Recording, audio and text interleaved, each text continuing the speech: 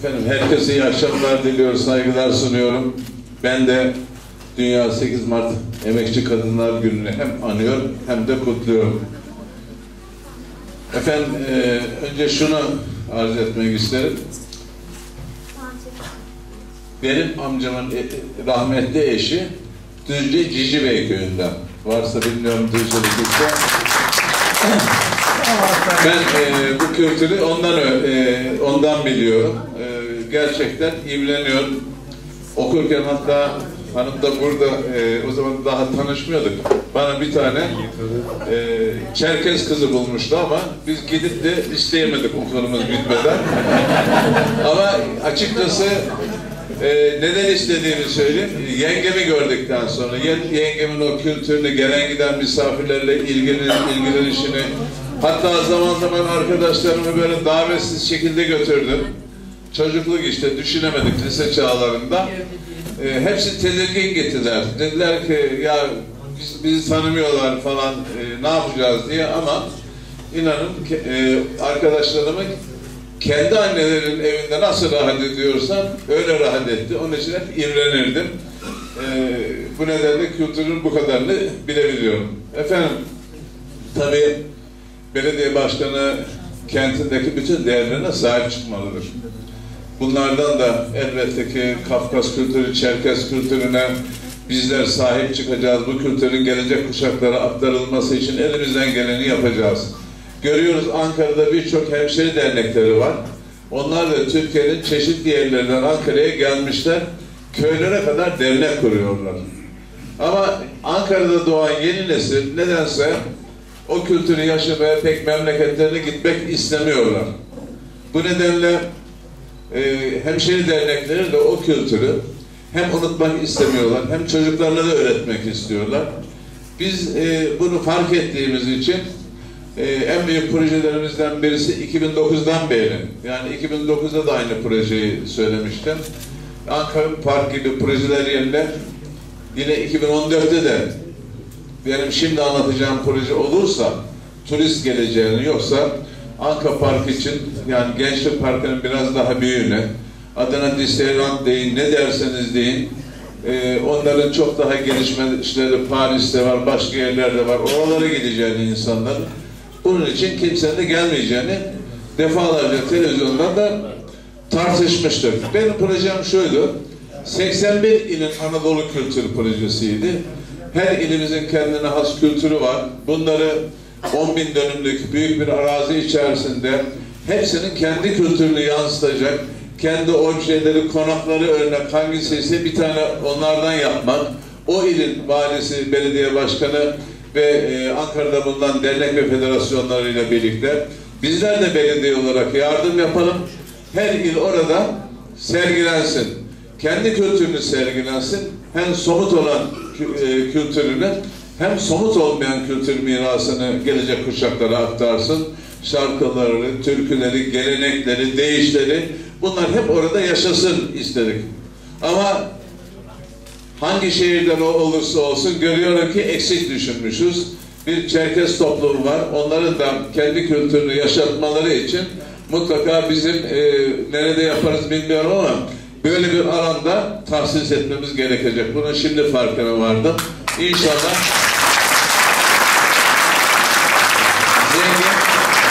Kafkas kültürünü, Çerkez kültürünü yansıtacak bir yer hep birlikte yapalım.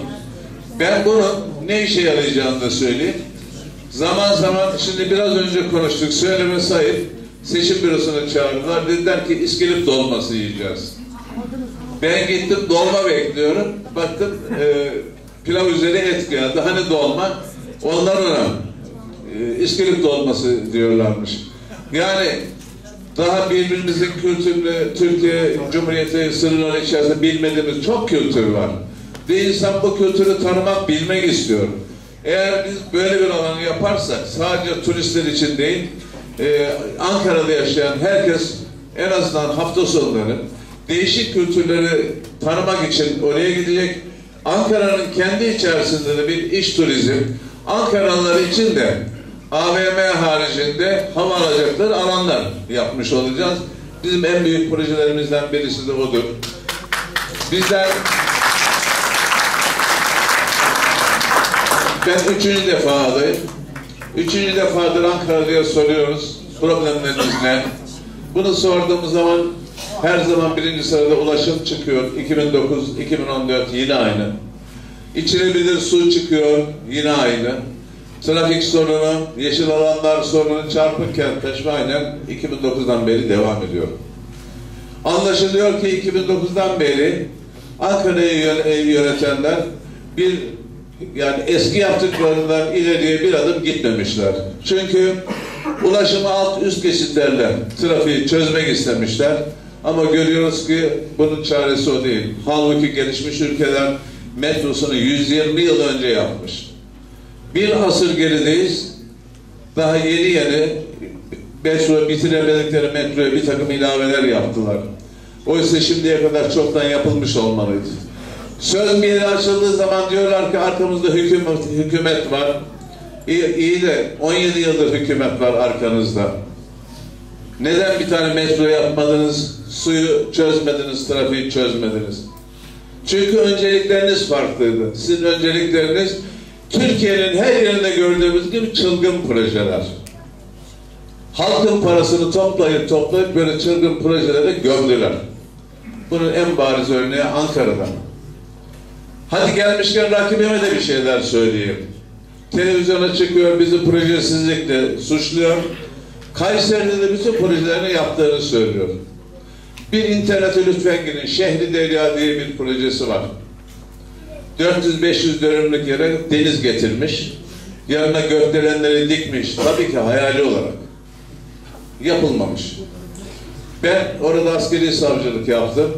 Hava İkmal Üssü'nün bulunduğu yerde büyük bir park, sazlık var. Orayı Central Park gibi yapacağım demiş. Yapılmamış. Bir tane daha var.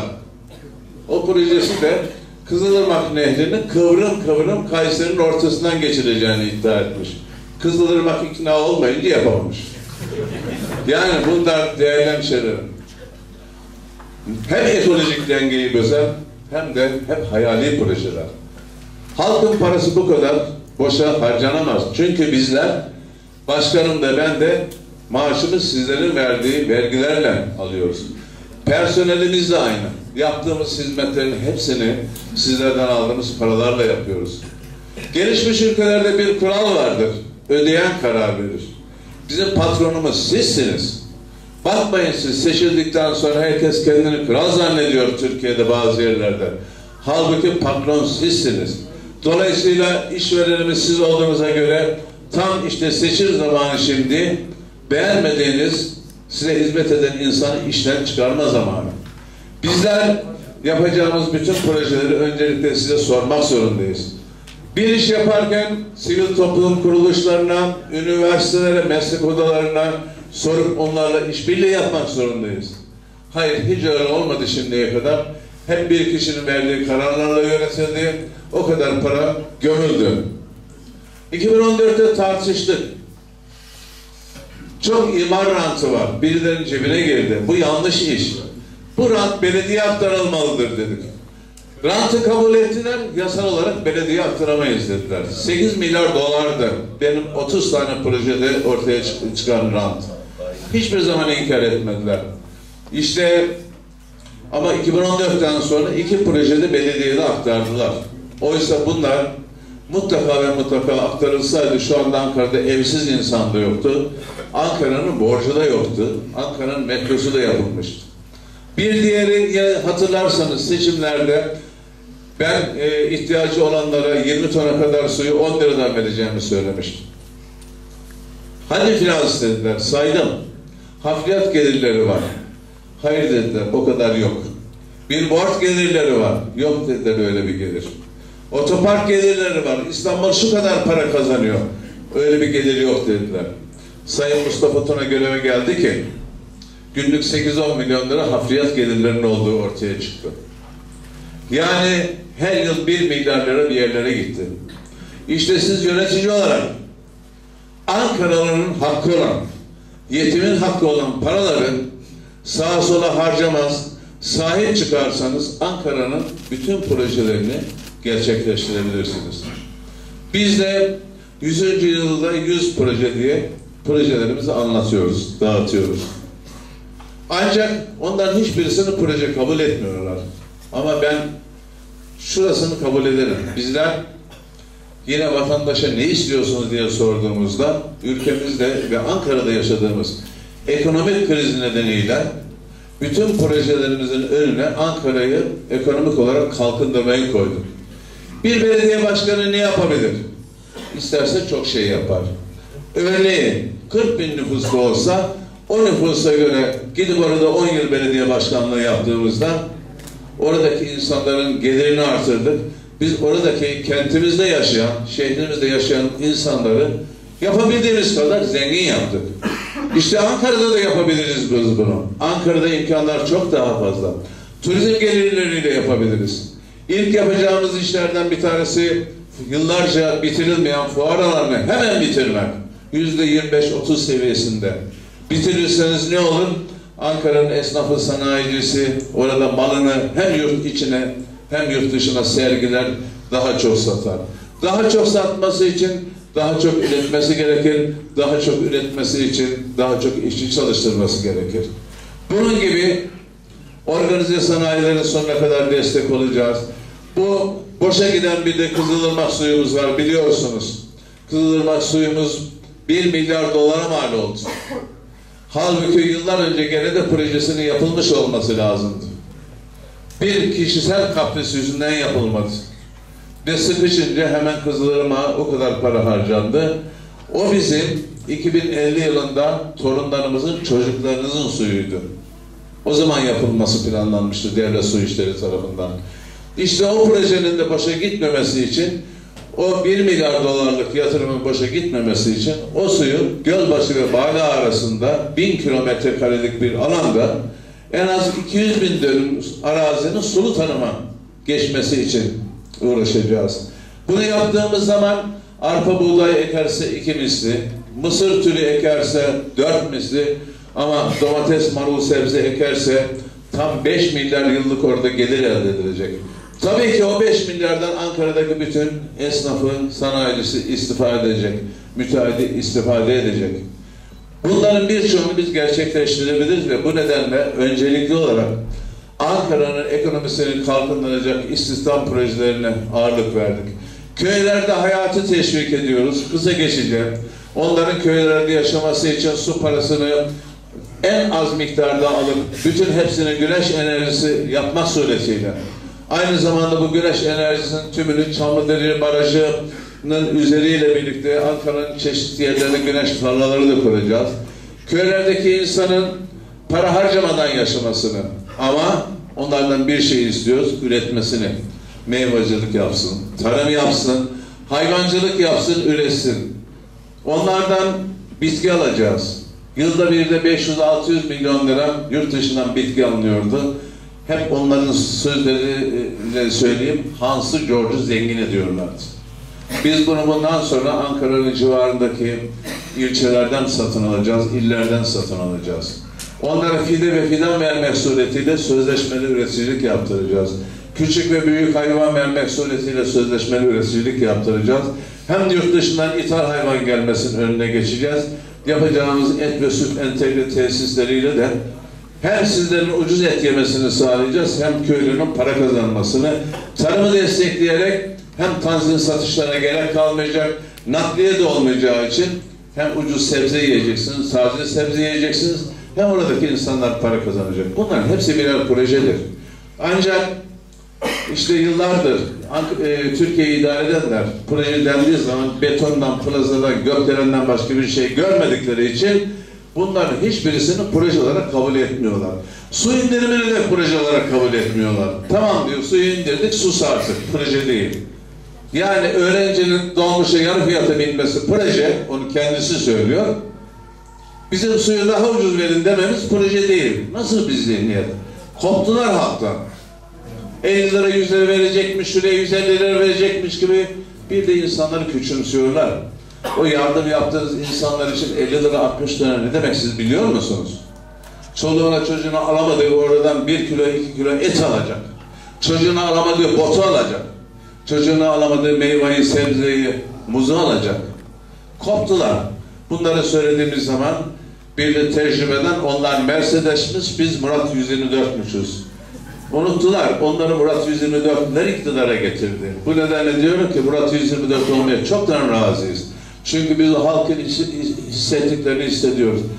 Boşuna buralara köpekle gelmiyorlar aramaya. Halkın içine çıkamıyorlar arkadaşlar. Görmüyor musunuz? Biz düzenli olarak akşamları televizyondan izliyoruz. Bütün yaptıkları toplantılar sivil toplum kuruluşlarını ya ayağına çağırmak ya da öyle bir toplantı, salon toplantısı güvenlik tedbiri aldıktan sonra çıkıyorlar. Ben tavsiye ediyorum, bir çıkın bakalım halkın içerisine. O 50 liraların, 100 liraların neler ifade ettiğini bir görün. Halkın ne kadar açlık çektiğini, işsizlik çektiğini görün. Sincan Organize Sanayi'den 5.000 kişi çıktı. Sitelere gittik, bomboş. Gimat'a gittik, Ostim'e gittik, bomboş. Durmuş, iş durmuş, sanayi durmuş. Biz bunlar varken kalkıp da ne projesi tartışacağız? Ama buna rağmen elbette belediyeciliğin asli görevlerini proje bile saymıyorum ben. Metronun yapılmasını, Musluk'tan içilebilir suyu, bunlar ben projeyi bile saymıyorum. Bunları herhangi bir belediye başkanı, eskisinden başka herhangi bir belediye başkanı olsaydı zaten bunları yapardı. Biz bunları söyledikçe vatandaş kıyaslıyor. Bizim de geçmişimizi biliyor. Kıyasladıkça halk kararını vermeye başladı. Görülen o ki Ankara'da yaşayan hemşehrilerimiz bizi bir 5 yıl deneyecek. Bu ortaya çıktı. Anketler bunu söylüyor, sokak bunu söylüyor. Yıllardır anketlerde anketsiz yapmadan adım atmayan insanlar her nasılsa şimdi anketleri kabul etmiyoruz diyorlar. Ama önüne gelen anketleri gördükçe dilleri kirlenmeye başladı. Sayın Başkanım tek başına gidiyor diye numaraydı. Kaç defa ben gördüm. Adam ayırmıyor. Herkese eşit davranıyor. Dolayısıyla korkacak kimsesi yok. Tek başına geziyor. Ben şimdi soruyorum. Sayın Başkanım kaç kişi işten attınız? AK Parti'den aldı. Biz işçi atmakla suçluyorlar. Niyetimizi okuyorlar. Sayın Başkanım kaç PKK'lı yakalandı belediyede? Allah aşkına. İnsan bunları söylerken utanır. Söyleyecek sözünüz olsun. Hakaret etmeyin. Hem diyorlar biz kirli siyaset yapmayacağız, proje konuşacağız diye ortaya çıkıyorlar. İlk ağızlarından çıkan Zillet İttifakı, arkasından da geldikleri nokta bu. Temizi buysa kirlisini ben hayal bile edemiyorum açıkçası. Bugün internette gördüğüm bir şeyi söyleyerek sözlerime son vereceğim. Bir kızcağız tweet atmış. Ne olur böyle konuşmayın diyor. Babam Cumhur İttifakı'na oy verecek. Versin. Ama ben Millet İttifakı'na vereceğim diye babam beni hain mi ilan edecek şimdi diyor. Biz bunları duymak istemiyoruz diyor. İşte bizler inşallah Sayın Başkanımla beraber iş başına geldikten sonra şu bilinçle hareket edeceğiz. Biz 6 milyon yaklaşık insandan su parası, vergi, emlak vergisi, harçlar alıyoruz. Sormuyoruz alırken sen necisin diye. Hizmet ederken mi soracağız? Elbette hizmet ederken de sormayacağız. Herkes Allah'ın yarattığı bir varlık. Hepsine saygı duyacağız. Hepsine eşit şekilde hizmet edeceğiz. Ötekileştirmeyeceğiz ve 31 Mart akşamı seçimi kazandığımızda biz zafer kazandık falan demeyeceğiz. Halk bize 5 yıllık yetki verdi diyeceğiz ve eşit hizmet edip böbürlenmeden, kibirlenmeden farkımızı hizmet ederek ortaya koyacağız. Bugün bizleri ağırladığınız için hepinize çok çok teşekkür ediyorum. İnşallah bereketin, huzurun arttığı bir Ankara'da, İnşallah Mustafa Kemal Atatürk'ün bize emanet ettiği yakışır bir Ankara'yı hep beraber gerçekleştirmek umuduyla hepinize sevgi ve saygılar sunuyorum. Çok çok teşekkür ediyorum. Teşekkür ediyoruz. 1 Nisan sabahının Ankara Büyükşehir Belediye Başkanı Sayın Mansur Yavaş'a konuşmalarından dolayı Büyükşehir Belediye Başkanımız Sayın Mansur Yavaş dernek yönetiminden Nurten Şimşek'e çiçeklerini takdim edecek. Nurten Hanım'ı yönetimden Nurten Hanım, evet. Buradan. Nereye Çerkez derneklerimizin çok değerli üyeleri, bu gece organize ettiğiniz için Ankara Büyükşehir Belediye Başkanı Sayın Mansur Yavaş ve Yeni Mahalle Belediye Başkanı Sayın Fethi Yaşar çok teşekkür teşekkür ediyor.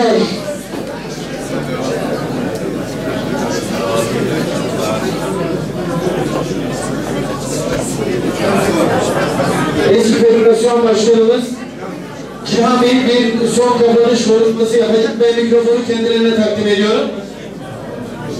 Ben uzatmayacağım. Buraya kadar zahmet ederek geldiler. Sevgili başkanımız, Peki başkanımız, hepimizin başkanımız. İnşallah Mansur Bey de bundan sonra yakınımızda olacak. Kendilerinin çok yoğun programları var. Buraya kadar zahmet ettikleri için ben kendilerine teşekkür ediyorum.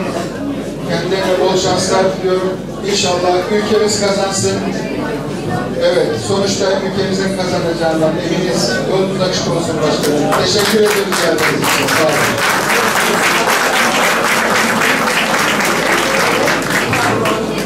Eti başkanımı da buraya istiyorum aslında.